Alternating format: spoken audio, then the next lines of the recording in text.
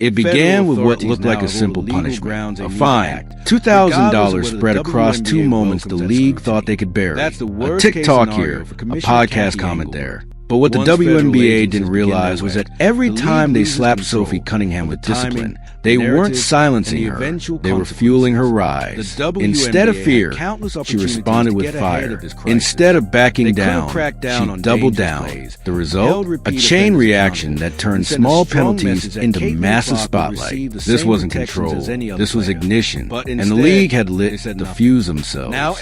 Think about the math for just one moment. The WNBA believed that $2,000 would teach a lesson, but what lesson was really taught? From those fines, Sophie Cunningham gained 1.4 million new followers across her platforms. That's not just growth, that's a tidal wave of influence, rolling in faster than the league ever anticipated. For every dollar the league thought they were stripping from her pocket, Sophie was creating exponential returns. Their punishment wasn't punishment at all, it was investment, but the investor wasn't the league. It was Sophie herself, reaping the rewards of their mistake. Let's put it into perspective. A typical marketing campaign might cost between $1 and $3 for every single follower gained. Sophie's situation flipped that formula upside down. For her, the cost was just 6 cents per follower. 6 cents. That's over 3,000 times more effective than industry standards. Imagine sitting at league headquarters, believing you're tightening control, only to find you just sponsored the most successful viral campaign in women's basketball history. The irony is staggering. The league thought they were buying silence. What they purchased instead was Sophie's megaphone, louder than ever, echoing across the internet. And this megaphone wasn't accidental. The timing of Sophie's comments, the placement of her criticisms, the way she positioned herself, these weren't clumsy mistakes. They were chess moves. Her podcast, Show Me Something, launched at the exact moment she made those comments that brought a fine crashing down. That wasn't coincidence. That was strategy. She used the league's punishment as a launch pad for her independent empire. Millions of impressions, a new media identity, and freedom from the cage of league-sanctioned narratives. Sophie wasn't just reacting to the WNBA. She was rewriting the rulebook in real time. The empire she's building doesn't just live inside the WNBA's walls. It stretches far beyond. Her podcast is co-hosted with Wes Wilson from Bravo's Summer House, distributed by iHeart and The Volume. That means Sophie's voice isn't just bouncing around basketball fans. It's crossing into reality TV audiences, entertainment circles, and broader cultural pipelines. That's dangerous for league executives because it creates something they can't control, crossover influence. She's not just a role player anymore. She's an independent media figure, plugging herself into industries that thrive on authenticity and controversy. That makes her a star in spaces the league can't reach. The impact of this crossover is already visible in dollars and sales. Sophie Cunningham's jersey completely sold out by July, her personal merchandise gone in a flash. Pre-viral fame, her sponsor post might bring in $10,000. Now, they're estimated to be worth $20,000 per post and climbing. That's not punishment, that's a promotion. She went from league role player to a business powerhouse almost overnight. And here's the kicker. Reports claim Lakers owner Jeannie Buss has already reached out, exploring potential collaboration. Sophie isn't just building momentum. She's positioning herself at the center of a new entertainment wave. But the power isn't just about business. It's also about her role on the court. And here, the story takes a sharp turn. Sophie Cunningham has aligned herself directly with Caitlin Clark, not just as a teammate, but as an enforcer. Industry insiders whisper that Indiana Fever coach Stephanie White brought Sophie in for one reason, to protect the league's most valuable star. Clark herself reportedly thanked her after their first major altercation, saying, "Finally, in the locker room, that's more than respect, that's strategy." Cunningham isn't just another player. She's a shield around the WNBA's brightest light. And here's where it becomes truly fascinating. Sophie Cunningham isn't just riding Caitlin Clark's popularity, she's multiplying it. Analysts call it the engagement multiplier effect. Attach your brand to Clark, and numbers triple. But Sophie's following is now rivaling Clark's impact directly. Her TikTok sits at 1.7 million. Her Instagram boasts 1.1 million. Combined, she has engagement that outpaces entire WNBA franchises. Think about that. One player, not even considered a superstar in traditional metrics, generating more attention, more conversation, and more cultural relevance than full organizations. The WNBA doesn't own Sophie's audience. Sophie owns Sophie's audience. And that's dangerous.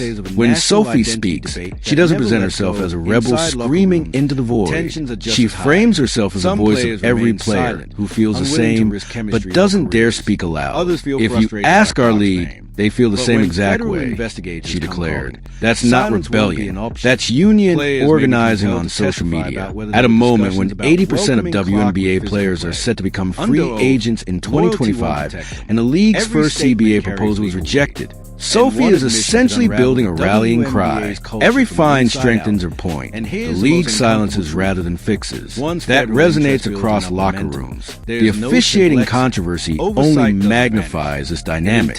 Sophie isn't the lone wolf howling about referees. Indiana Fever coach Stephanie White said Aaliyah Boston is the most poorly officiated player in the league. Angel Reese has spoken out about officiating needing reform. Minnesota coach Cheryl Reed claimed the 2024 finals were stolen. Even Commissioner Kathy Engelbert admitted consistency is a concern. The difference? None of them face fines the way Sophie does, because none of them have her platform. By targeting her, the league accidentally validated her claim. That punishment is less about fixing problems and more about controlling narratives. What separates Sophie's criticism is the depth of her analysis. She doesn't just cry foul about miscalls. She diagnoses the system. Refs are too emotionally invested, she argued, noting that both male and female officials let personal emotion cloud judgment. That's not whining. That's sharp critique of officiating psychology. It's uncomfortable for the league because it's harder to dismiss.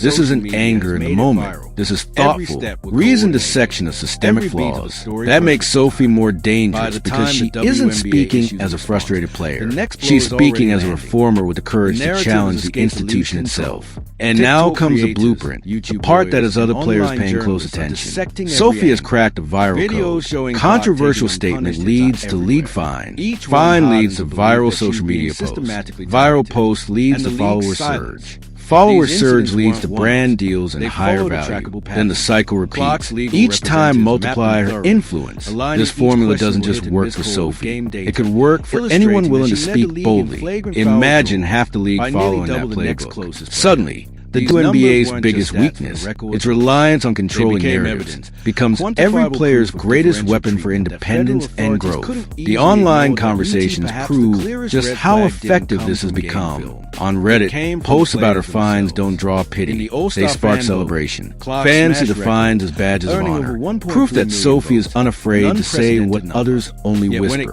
Engagement metrics confirm this duality. She's both controversial and beloved, sparking divided opinions that drive comments, debates, and shares. But here's the key. Controversy is currency online. Every polarizing moment feeds her algorithm. Fans rally. Critics argue. But both groups fuel her momentum. The WNBA tried to mark her with shame, but Sophie transformed those marks into symbols of pride. Traditional sports media has also taken notice, and that changes everything. Outlets like ESPN and Yahoo Sports amplify her every statement. NBA stars like LeBron James have chimed in, criticizing officiating and validating Sophie's concerns. That crossover attention drags the WNBA's dirty laundry into mainstream light, where the league loses control of the narrative. They can't silence ESPN. They can't silence LeBron. The result? Sophie Cunningham shifts from social media rebel to recognized voice for systemic reform in professional women's basketball. That's not just a player going viral. That's a player becoming the face of an entirely new movement. The timing couldn't be more critical. Collective bargaining negotiations loom over the WNBA like a storm cloud. Players are rejecting the league's offers, demanding percentage-based revenue sharing from a media rights deal worth between $2 and $3 billion. Every clip, every viral post, every fine Sophie endures feeds into that negotiation. She's living proof that players can generate independent value, rivaling entire franchises. The WNBA wanted to prove control. Instead, they proved weakness. In a year where every dollar and every narrative matters, Sophie Cunningham has transformed into a bargaining chip bigger than the league ever anticipated. The most chilling part for WNBA executives is this. Sophie has built a completely independent influence network. She doesn't need league marketing. She doesn't need controlled media interviews. She has direct access to fans through TikTok, Instagram, podcasts, and collaborations outside basketball. She doesn't just create content. She creates ecosystems of engagement that ripple far beyond game day. Entertainment figures from reality TV to sports media attach themselves to her authenticity. She doesn't ask for approval. She doesn't wait for permission. She simply speaks, and the world listens. That's not a player the league can regulate. That's a disruptor. And make no mistake, disruption is what terrifies league officials most. Because what happens when Sophie isn't the only one? What happens when 10 players, then 20, adopt a formula? Suddenly the WNBA isn't managing individual athletes. It's managing a rebellion powered by social media. Every fine would fuel not fear, but fire. Every attempt at silence would amplify voices louder. The disciplinary system becomes obsolete. The balance of power tips. The WNBA isn't just fighting Sophie Cunningham. They're fighting the future of athlete empowerment, a future where players build empires parallel to the league, empires the league cannot control. What Sophie has done is prove a radical truth. League authority only exists if players agree to respect it. With massive independent platforms, respect becomes optional. And once respect is optional, fines lose power, punishments lose bite, and the league's ability to discipline collapses. The executives wanted to maintain control, but in punishing Sophie, they revealed their powerlessness. Each viral moment exposes the fragility of their grip. Sophie Cunningham has declared war on the status quo, and she's winning. The WNBA can't silence her. They can only fuel her.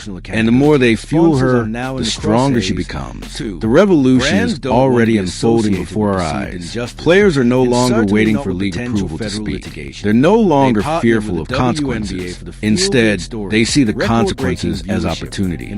Sophie Cunningham has shown them that punishment can equal profit, that controversy can equal career advancement. The league thought they could scare players into silence, but silence doesn't trend. Authenticity does. And now, the most authentic voice in the WNBA has built a roadmap others are ready to follow. This isn't speculation. This is the birth of a movement. And once it starts, it cannot be stopped. The WNBA wanted control. They ended up funding rebellion. Sophie Cunningham didn't crumble under the weight of their fines. She thrived. She didn't shrink back. She expanded. In trying to make her an example, they created a leader. Her empire now stands as proof that individual players can rival franchises, that independent media can rival official narratives, and that the power of voice outweighs the power of fines. Sophie Cunningham isn't just playing basketball anymore. She's playing chess, and the league is scrambling to catch up. But every move they make strengthens her hand. She's rewritten the game entirely.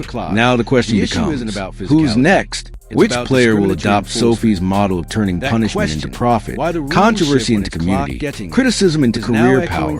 Because make no mistake, others are watching, others are learning, and others are preparing to step into storm. Sophie Cunningham may have been the spark, but sparks ignite fires. The WNBA is on the edge of a new era, one where players command voices larger than the league itself. It's no longer about who scores the most points. It's about who controls the story. And Sophie Cunningham controls the story right now.